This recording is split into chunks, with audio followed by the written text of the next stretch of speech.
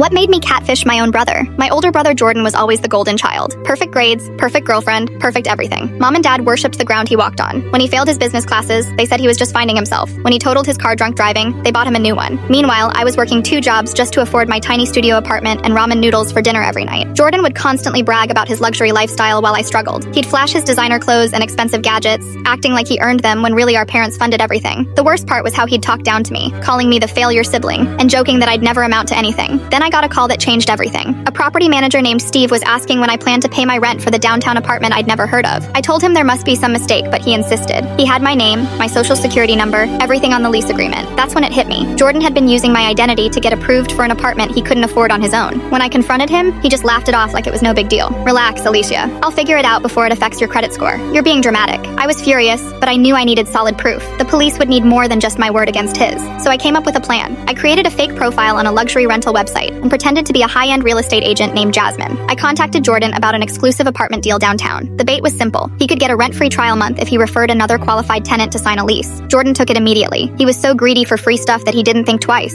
Within hours, he was sending me personal information, income statements, and references. But here's where it got interesting. When I asked for the referral tenant's information, he didn't hesitate. He provided all my personal details again, forging my signature on digital documents, and even my employment information from my restaurant job. But the messages were the best part. He bragged about having a dumb sister, whose identity he could use whenever he needed better credit. He wrote, "She works like a dog and never checks her credit anyway. I'll keep using her name until she finds out too late to do anything about it." I screenshot everything. Every message, every forged document, every admission of fraud. Then I called the police and the property management company with a folder full of evidence. The investigation moved fast. Jordan had used my name on 3 different apartment applications across the city. The financial damage was over $15,000 in unpaid rent and fees. When the police showed up at our parents' house with a warrant, Jordan tried to pin it all on me. He claimed I was lying and that I had approved everything. But then they showed him the Jasmine messages where he confessed to using my identity without permission. His face went completely white. Our parents just stood there in shock as the officers explained the charges of identity theft and fraud. For the first time in our lives, Mom and Dad took my side. They were horrified that their golden boy had been stealing from his own sister. They paid for a lawyer to fix my credit and even helped me get a new apartment in a better neighborhood. Jordan got 3 years probation and had to pay back every penny with interest. His credit score tanked so bad he had to move back in with our parents. The best part? He lost his fancy lifestyle and had to get a real job for the first time in his life.